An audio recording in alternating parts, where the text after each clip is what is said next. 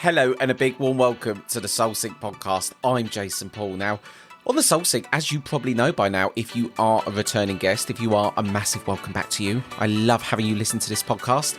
We talk about everything to do with spirituality, healing, personal development, the spirit world. So if you're a curious soul, you really have arrived in the right place. Now, this week's episode and the guest that I'm talking to, I absolutely really loved the conversation. I think that her story, firstly, absolutely blew me away, and it really is an interesting story.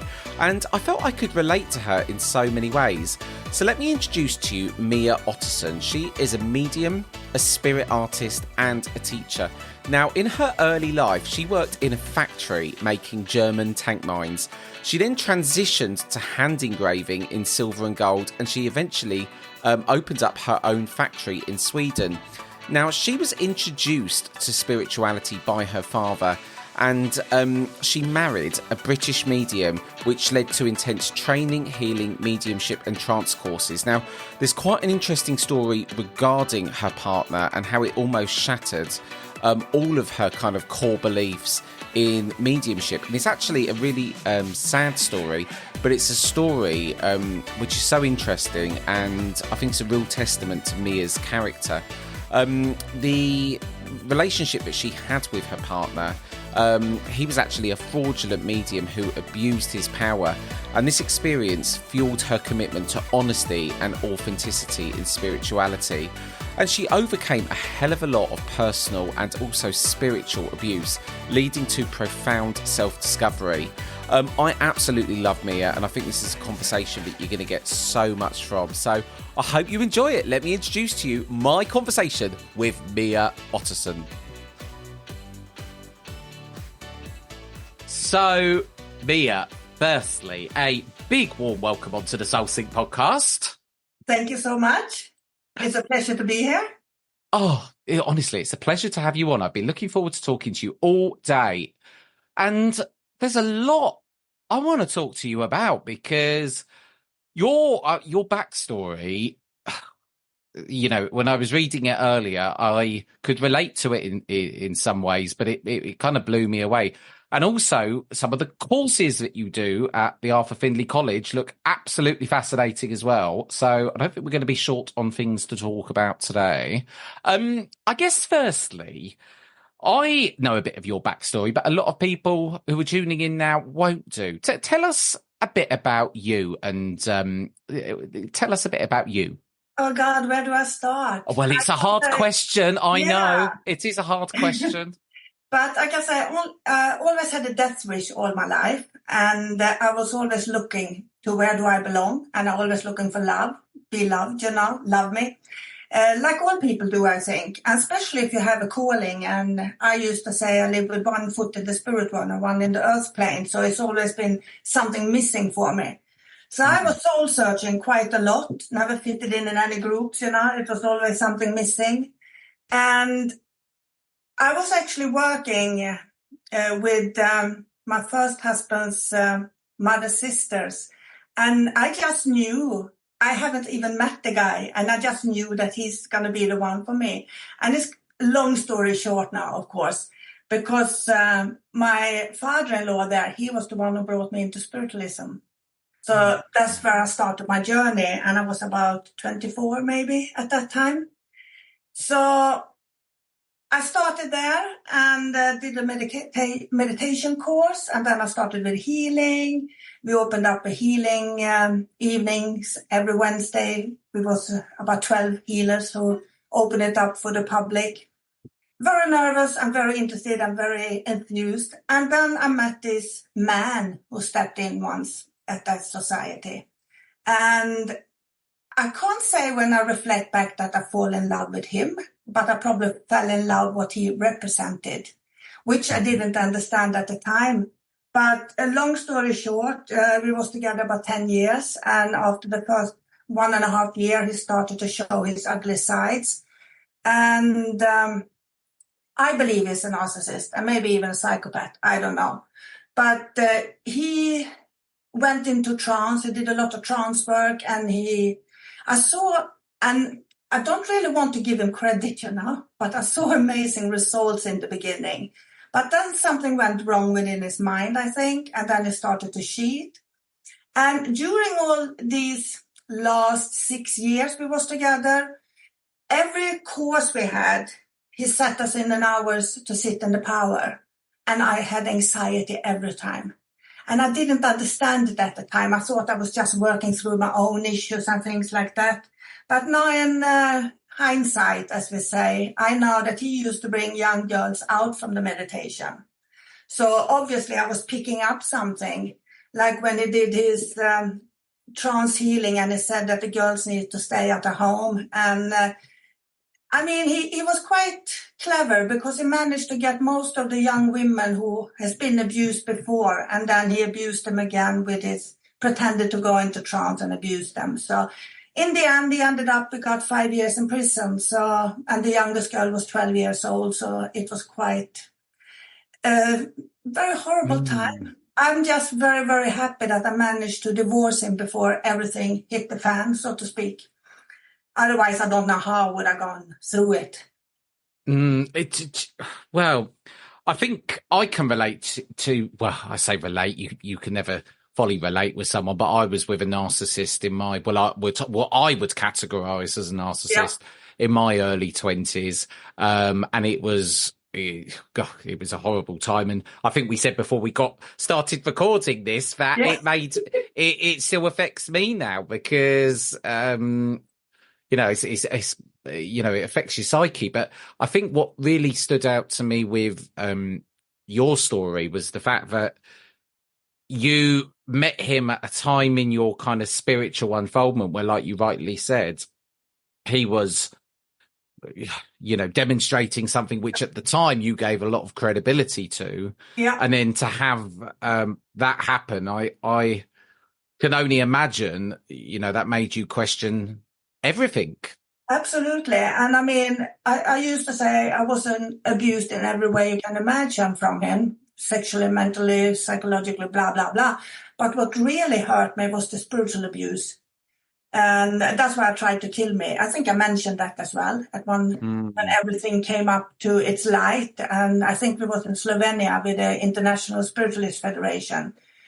And so grateful today because one of the girls came who was there and her boyfriend said, she wants to talk to you on her hotel room. She doesn't feel well.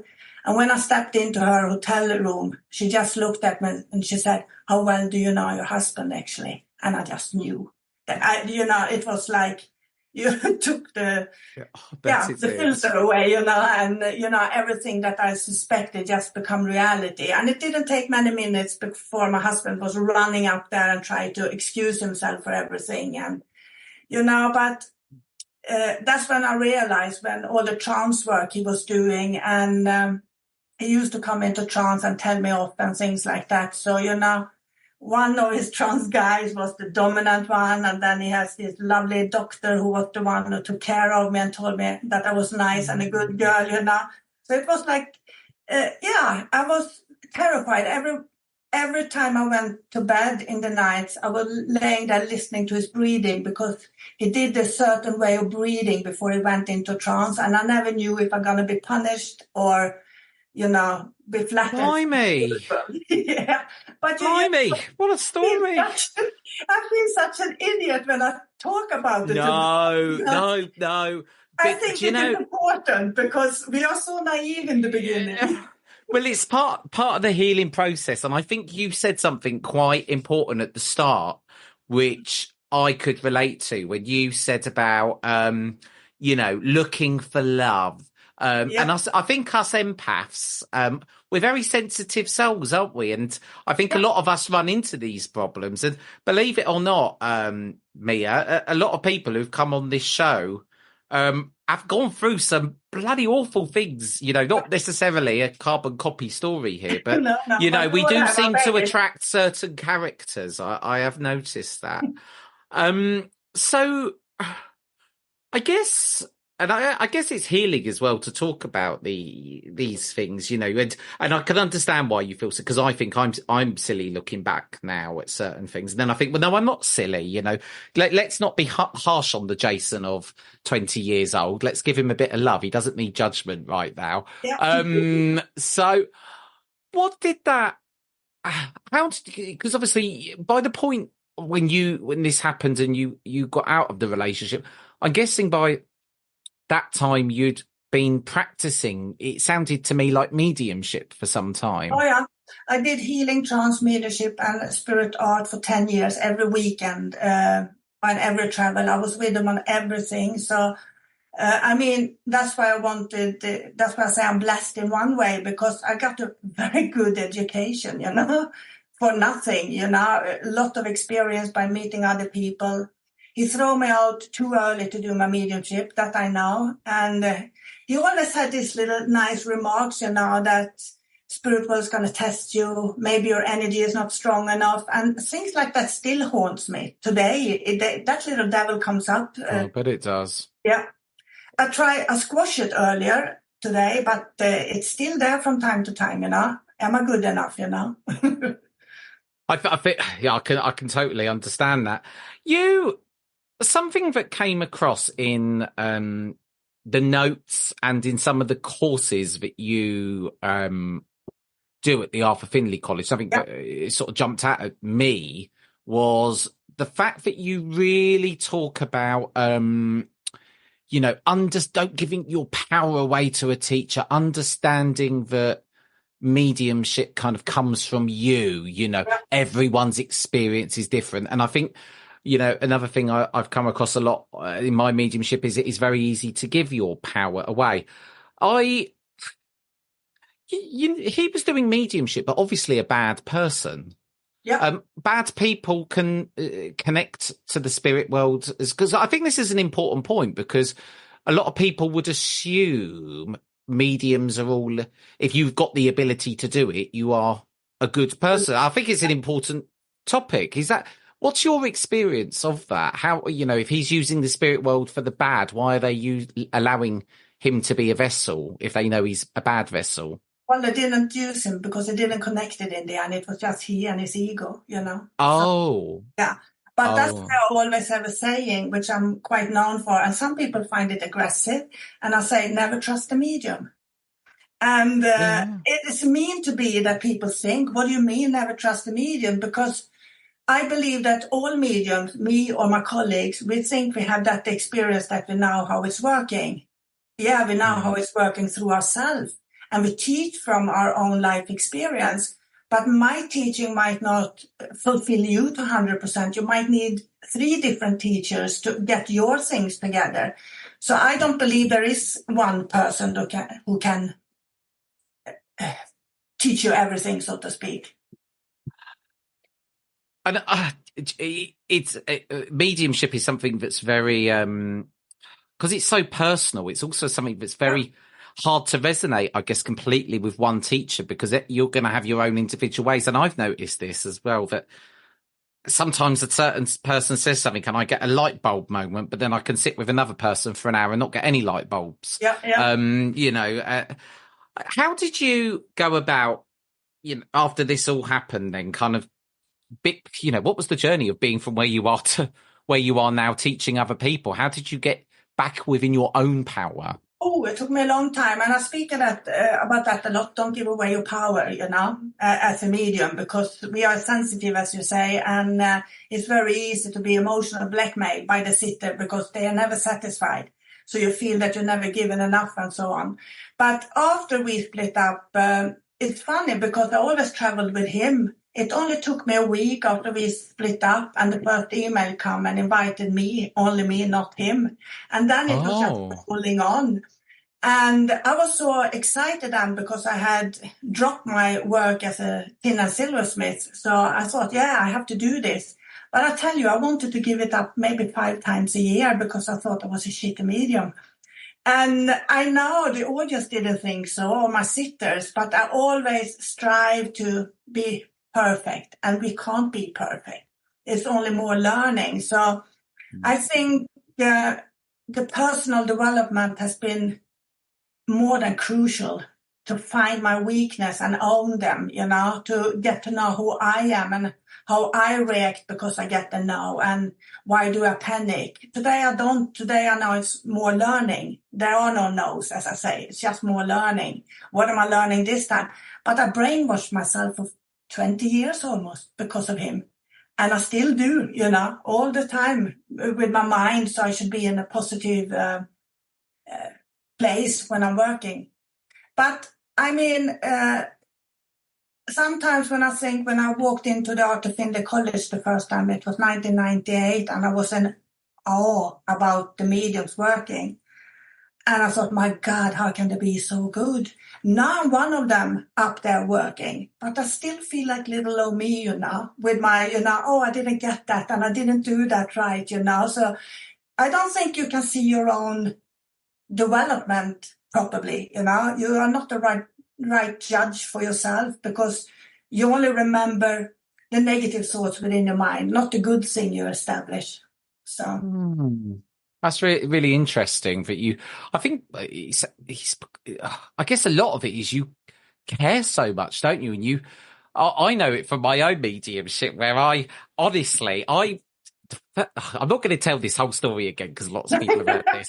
But the first time I went to the college, it just came to me so easily. Then I had my confidence knocked because I just got a few no's, and it put me off for months and months. And then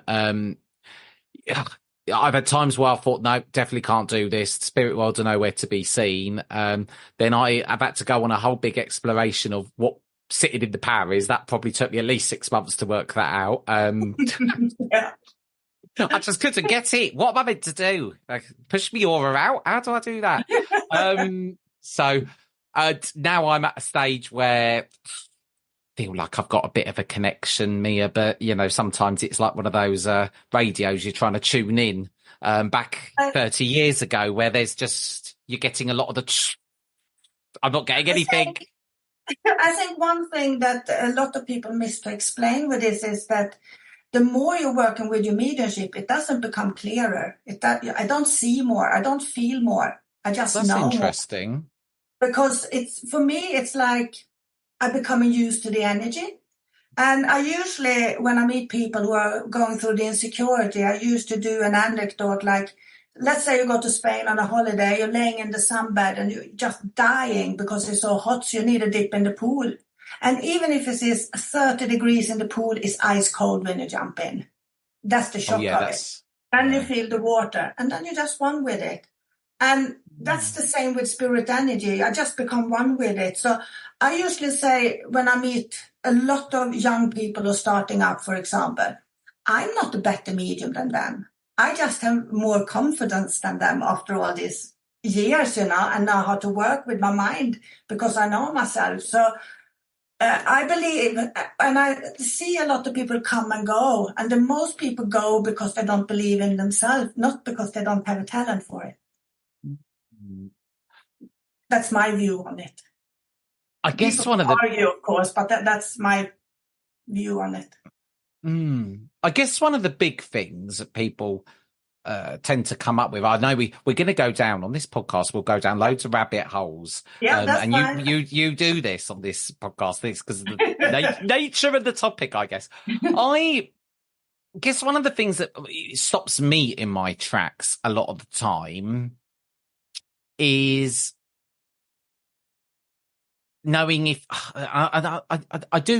knowing if it's my imagination still, or knowing if it's the spirit world. And I understand now that the energy is different, and I understand now that my thoughts, I know what my thoughts are, and I now know that I can distinguish the difference, but still I get a bit sketchy with that.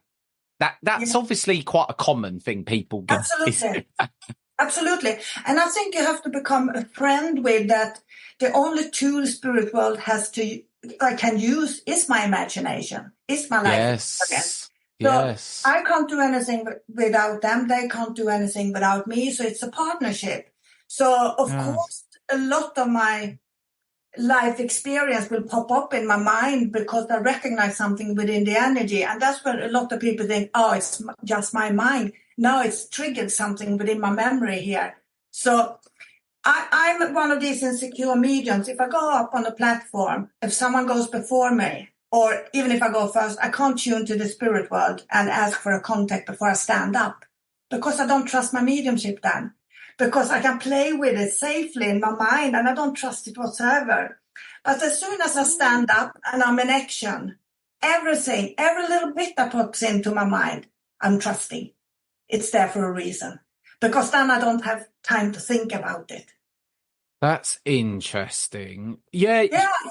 Yeah, the way you say that, but they need our imagination. You shouldn't be looking at the imagination of you as an enemy as such. No. Because, that's an interesting From way. imagination, it become reality. See, this is the thing when I said about the light bulb moments. I've just got one then, but it depends how you put it, doesn't it? It really does.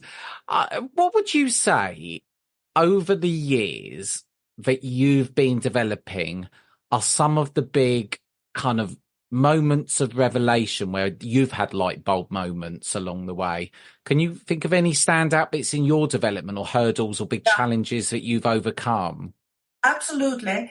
I have a couple, but the first one was when they recognized my first spirit art drawing. And every time if I do a PowerPoint about it and I show the pictures, I choke up still today because it was such a huge moment where I saw it, when they recognized it, and I thought, oh my God, the spirit would actually want to work with little old me. It was so huge for me. Well, this is where you do the spirit artistry, so you can draw the spirit person. I couldn't draw from the beginning. Oh. No, it's when I do the PowerPoint, it's like stick matches. Oh my God, I'm not the host, I can't show you, but I'm going to show you over the phone. Oh, I can make you the host if you want to do it.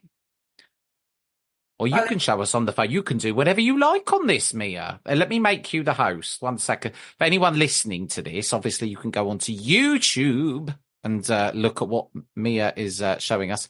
Right. There we go. I've made you the host. Yeah, so now I go to share screen or?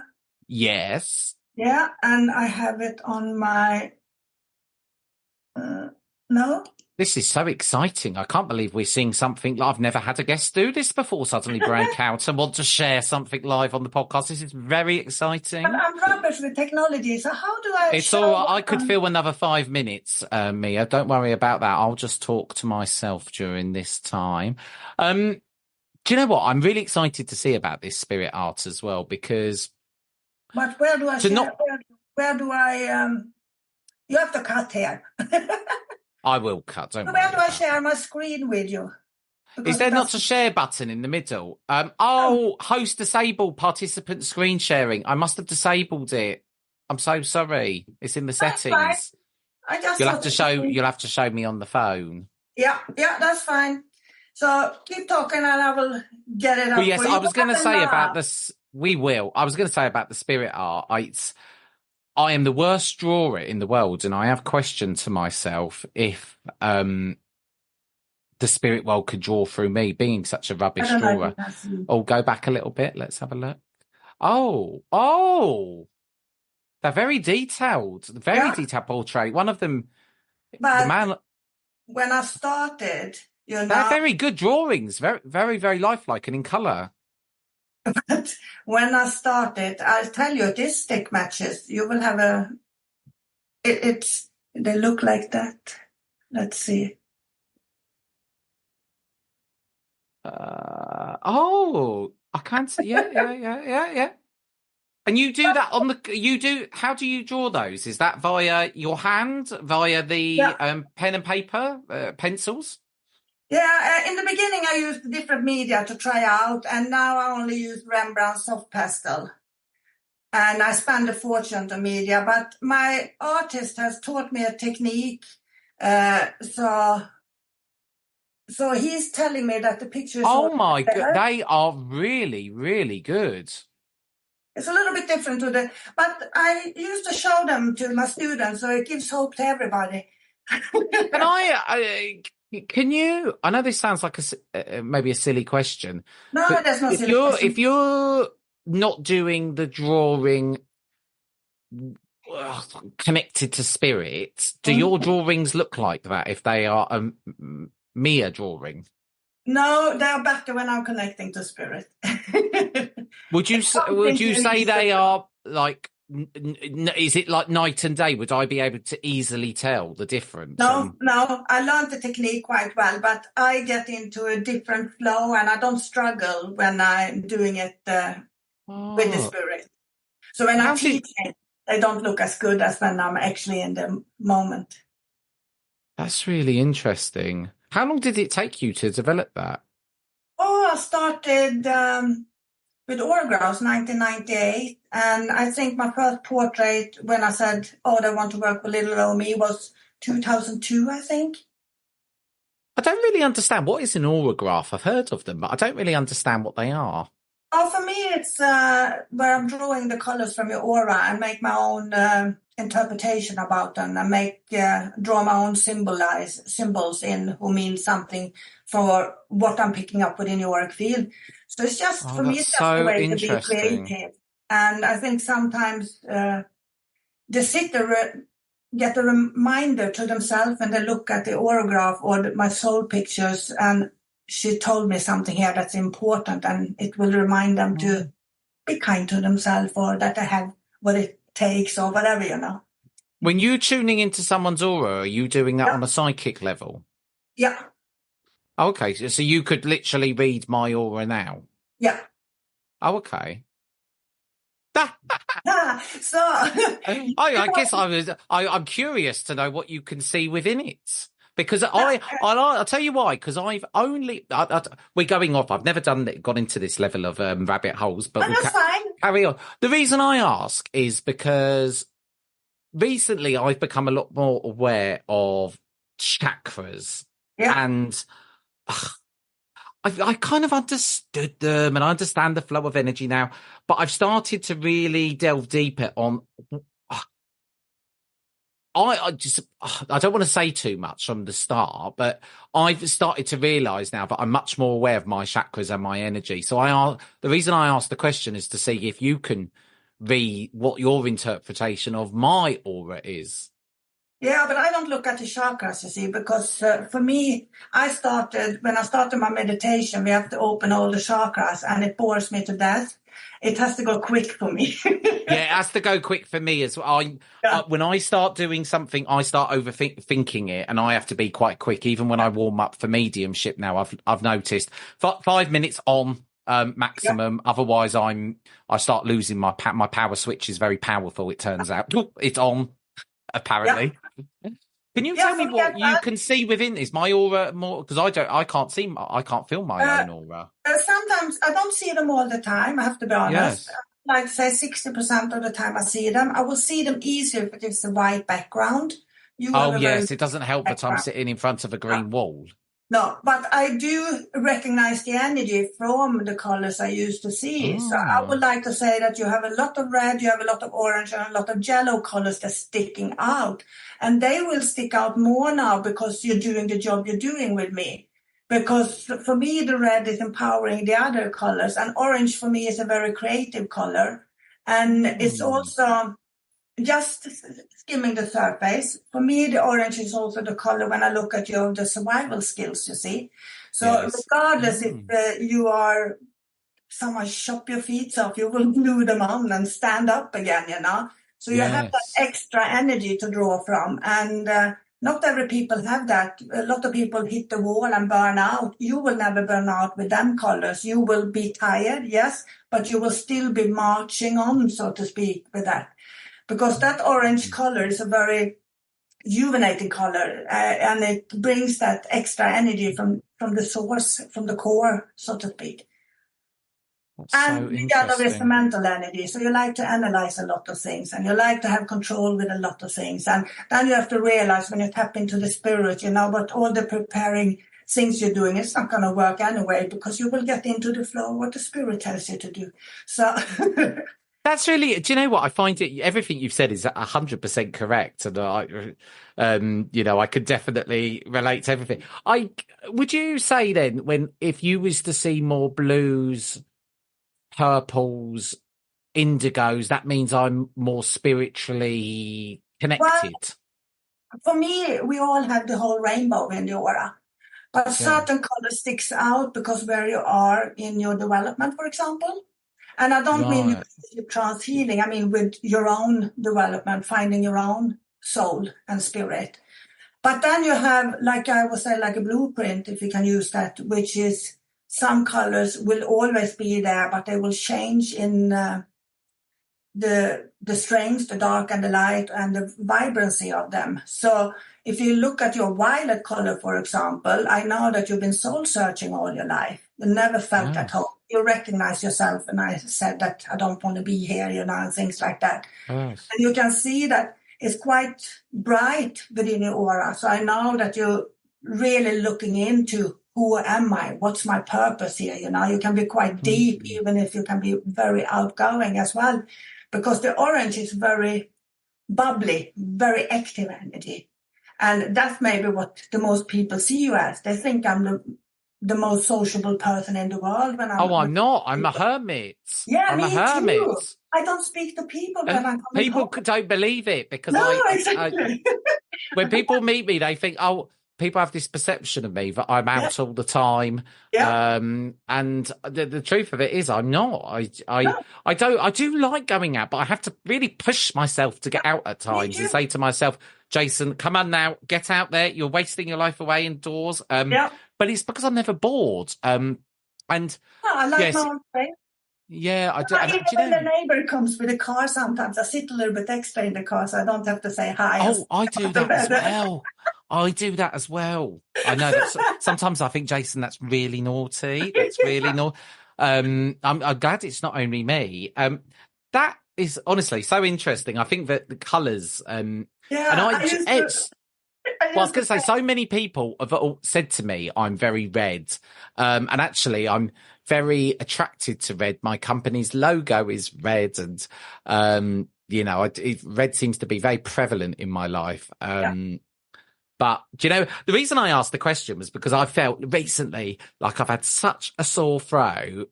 And I've come to wonder, is that because I've got an energy blockage? And then I started looking into the chakras, and one of the symptoms of an out of balance throat chakra is not necessarily always wanting to speak my truth. And now I've gone down a rabbit hole of thinking I'm out of balance with my energy. So I'm trying to do lots of things to encourage stimulation within one's throat. Yeah, I have to be honest. I've been involved in 30 years and I don't have a clue, because I think sometimes we overanalyze things. God, I'm terrible for it. Yeah, and me too, especially in the beginning. Everything I connected to something that was wrong with me instead of so today I just, Today I feel a bit meh. I'm in a meat suit. I'm a soul in a meat suit that has problems at times. I'm a hypochondriac as well, I must admit. I think all sensitives are in a way. I think we all are in a certain degree, actually. I value wellness so well. I kind of want to ask. There's so much I could ask you. This is the thing. There's so much. Living in the power of now. Is that something that is ever really fully achievable? And how relevant is it to one's mediumship? Because I guess when my mind is busy with the past and the future. Yeah, I think it's very hard. I think if I should be total 100% honest, the only time I'm really living in the now is when I'm working with the spirit. Oh. Because that's when I'm most happy. If I have a good link and I can just disappear within the power of the love and the energy of the spirit world, that's when I come alive and I'm not existing only. So when I'm at home not working, I have to fight to live in the moment. And that's why I think I get lost in books, earbooks, or supernatural series on the TV, so I don't have to think, because then I very easily slip down into, a low mode. And it's not good for me, because when I'm creative, I'm feeling much better. Yeah, I do that as well. Recently, I've been feeling low vibe. And I think that's when I'm not doing something. And I've noticed this myself. I'm not someone that can just sit around. If I'm doing it with an intention, maybe as a meditation, fine. Yeah. But if I'm just sitting around procrastinating, my vibe is low. I've got a lot of energy, it turns out. Yeah. And I have to be constantly burning that in either creative ways or other ways, I guess. Yeah, it's interesting. I just wanted to ask you, because I sometimes I think to myself, I need to be more present, but is that really ever achievable all the time? No, I don't think so. And I think it needs a balance. I mean, when I've been working a year, I can't wait to go on don't have to think about spiritual, don't have to meet any people. I love meeting people. It's just a thought before, because I'm very shy, which no one will believe. But, when yes, because you come alive, and when you're in front of people, no one would suspect it. You're a chameleon, Mia, a chameleon. Yeah, I am. Yeah, I step into the power and become a different person. Like I said, I'm Dr. Jekyll and Mr. Hyde. I am as well. I honestly, I am. People probably can't believe it when they listen to this podcast. They realise I'm actually, because I am shy. I am, but I'm a good performer. Put me in a room, and I'll come alive. Yeah, absolutely. But it's a mask, isn't it? Yeah, and I think that's what saved me during my struggle over life. I use laughter a lot. You use laughter as a way of coping. Yeah, absolutely. I do that. Yeah. Obviously, do you know what? I'm just scanning over different things that you're involved in the Arthur Findlay College, because there's so many interesting topics that I could talk about. Understanding patience within one's mediumship is probably something that's very against the grain of the world we now live in, where people expect to click a button on Amazon, it arrives the next day. We want to know everything immediately.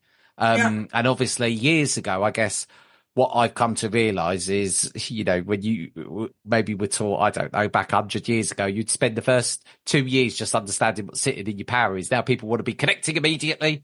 How does one navigate patience? And because I guess a lot of people as well, because I've had times talking about patience where I've probably thought, oh God, I don't even know if I could. Is this what the amount of inward looking I'm having to do at myself here in order to make this work?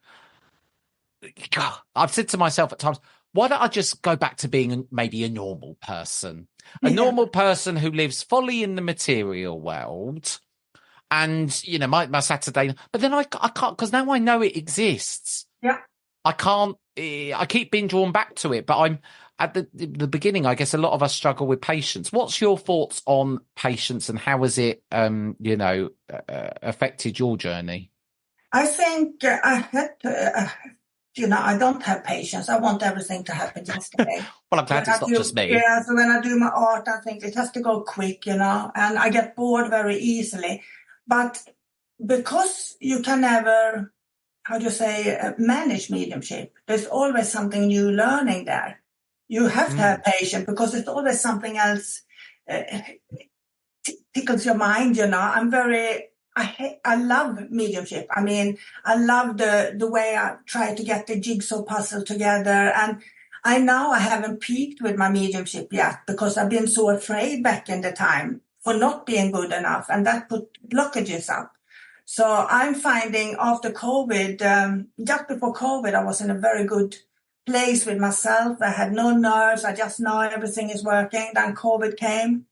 And then you have to start over with yourself, But I think patience comes naturally, because you can't give up. If you have something missing here in your heart, and this is what's bringing you joy and happiness, then you're just going on.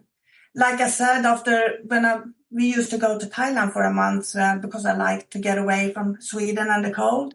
But, after 3 weeks, my husband can look at me and he thinks, for God's sake, get back into work, Mia, because you're not a happy person anymore. I need my work to actually come alive, you know. I just it's the love same it. as me. I think I sometimes I have this pipe dream where, well, there's days because I run a business for a living, and it's a very stressful industry, but I'm in Yeah. sales and stuff like that. And I often say to myself, oh, what I'd do not to work. But I know if I wasn't working, and I would be bored. My health would start declining, and because I'm in routine, I'm someone that needs a routine. As much as I admit that I probably don't need it, I do.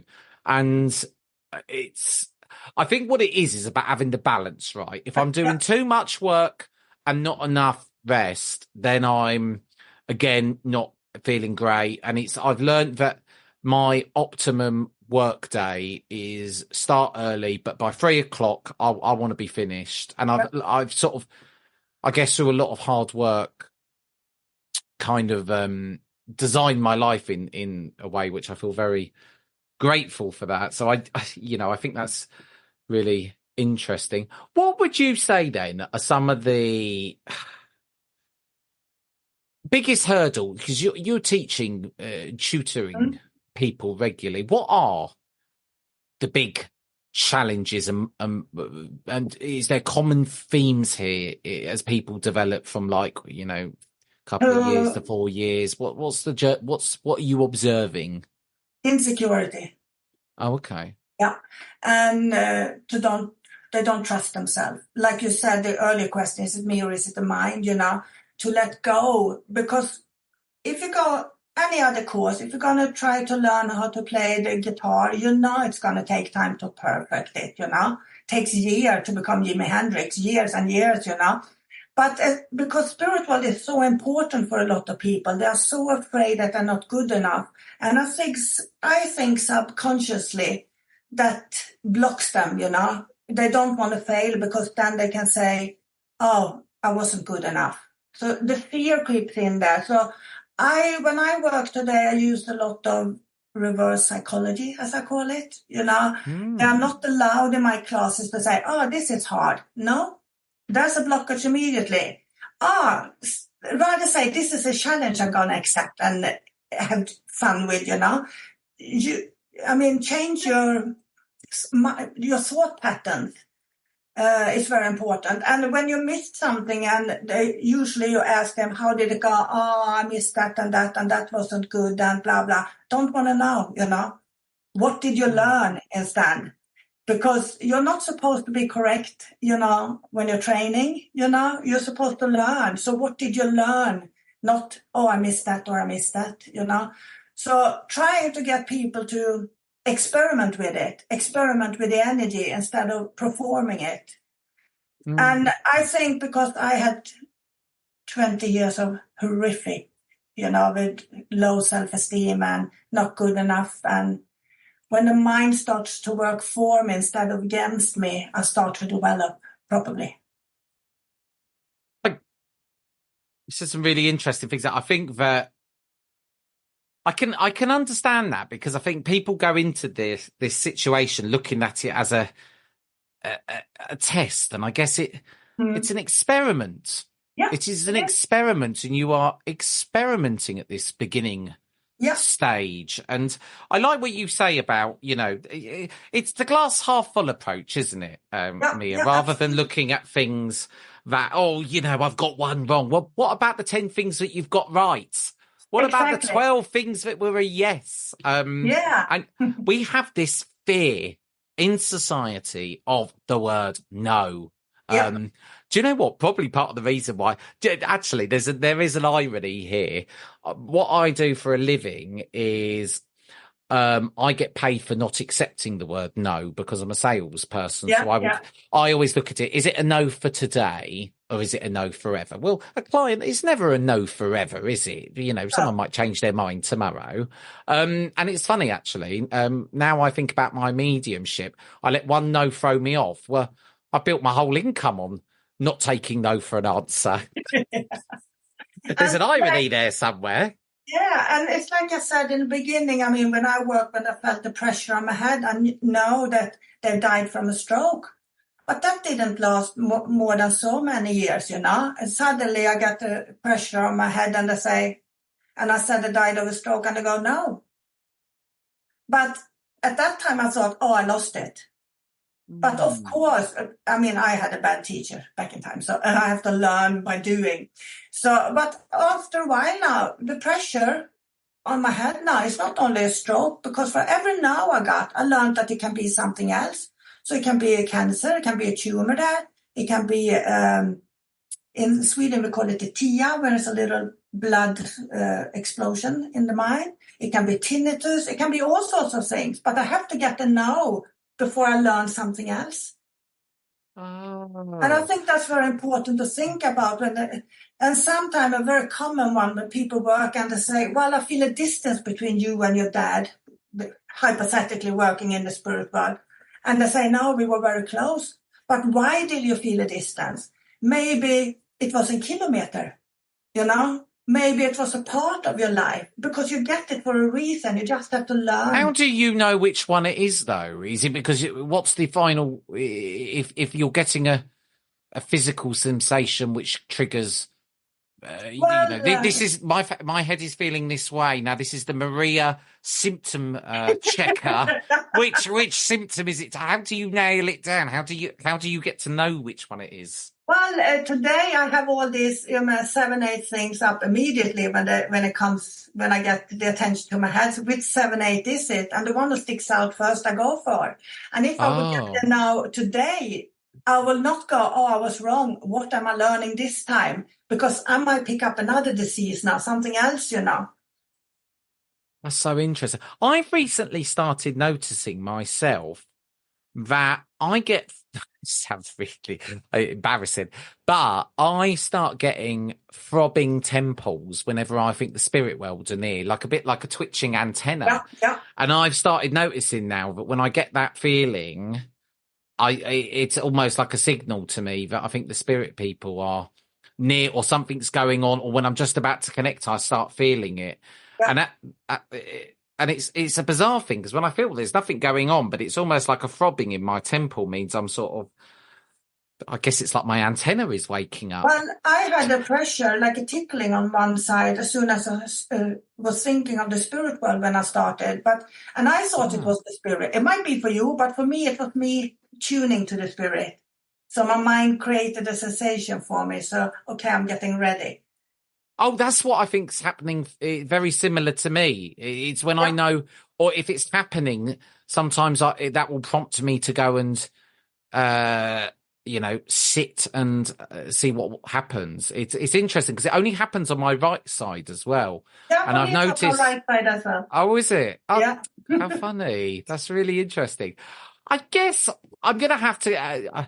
I'm going to ask you one last question, because I could keep going for a whole nother hour, believe it or not.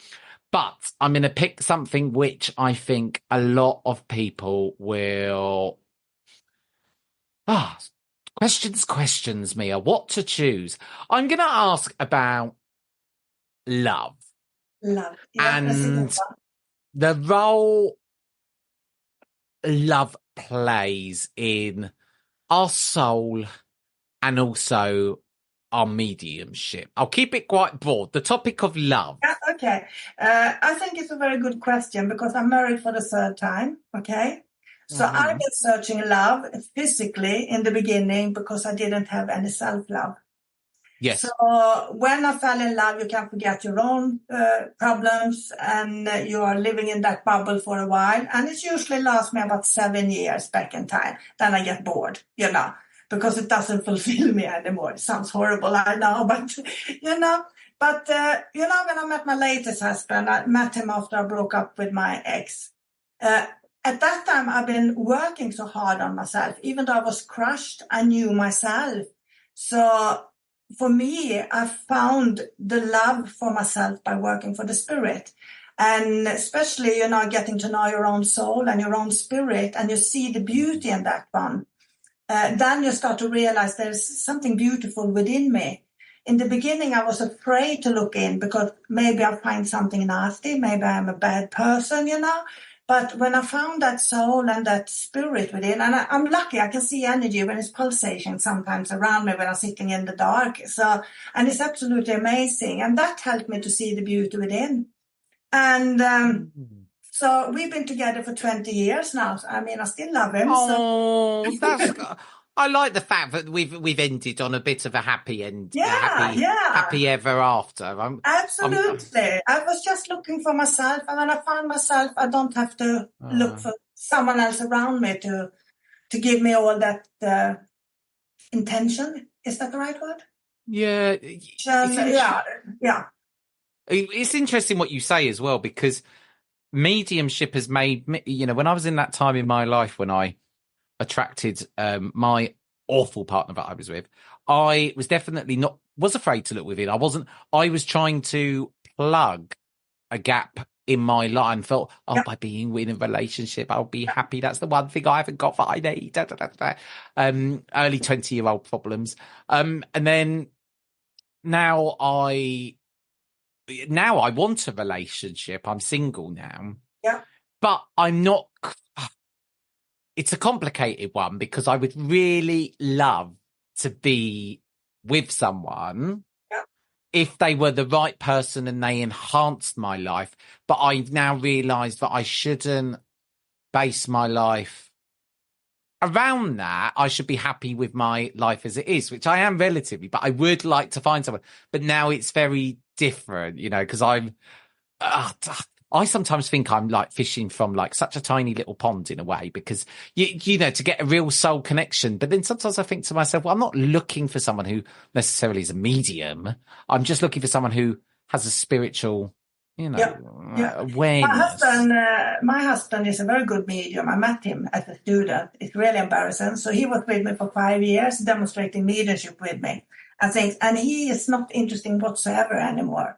And it's quite nice, actually, because I have my thing, he has his things, and then we have our things together. Oh, but I think that's the recipe of a healthy relationship, isn't it? Having your own things that you're into, but also then coming together and having joint things. Maybe some people can, then maybe they get this, they just, I guess it's a certain personality profile. If you're going to be with someone 24/7 and do all the same things together, personally, I need that breathing space. I wouldn't want to be in that situation. Yeah, well, I used to have him 24/7 for the first 7 years when we was together. But now, if I'm coming home from a trip, working, coming home Sunday evening or whatever, and he works from home on Monday, I don't like that whatsoever. For God's sake, give me my space, And it doesn't mean that I doesn't love him, I just need my own. Work from home is a benefit for him, but it's not a benefit that you like. Exactly. But back to the question, I actually have something tattooed on my back, and I did it when I was in Philippines. And it says, listen to the spirit within and be true to yourself. And that's something I'm trying to live after. I can see why that's tattooed on you, because that's the gold standard. That's what we all want to try to be doing, isn't it? Yeah. I guess, honestly, I've loved talking to you. And, I think it looks like the hottest day of the year wherever you are. It's certainly not that hot where I am. If anyone listening is fanning herself with a very glamorous hand fan at the moment. Almost like Beyonce blowing in the wind. Would you like to leave? Obviously, if people want to find out more about you, Mia does do some fantastic, wonderful courses at the Arthur Findlay College, which on the Arthur Findlay website, I will put the link on the show notes. Also, I will put Mia's website. Mia, would you like to leave us on a final thought or a pearl of wisdom? Sometimes they're very short and sweet. Sometimes some people go on and make it a whole monologue. Would you like to leave us on a final thought today? That should have been actually listen to the spirit. It was. I knew you were gonna. Do you know what I thought? I should have. I thought it was going to be love, wasn't it? It was going to be connected to love. That was it. It's good though. At least we're re-highlighting. Yeah, and exactly. And if they're embarking on this journey, please be kind to yourself. Use the brainwashing technique. Be kind, and don't say you do mistakes. If you're drawing into this, it's definitely something there to develop. And where it takes you, don't try to fill it in, I usually say I have a picture with a picture frame, and I still have the frame there, but the picture is moving for every 3-4 years, and new things is coming in. So just try to stay in the moment, as we said, which is not that easy, but follow your heart and be kind to That's yourself. beautiful. But yes, you've got to be kind to yourself. Yeah. You've got to be, treat yourself like your own best friend. That's what I say. Absolutely. Because you're worth it. You are worth it. Well, Mia, I've loved talking to you. Thank you so much for coming on to the Soul Sync. Thank you so much for letting me be here.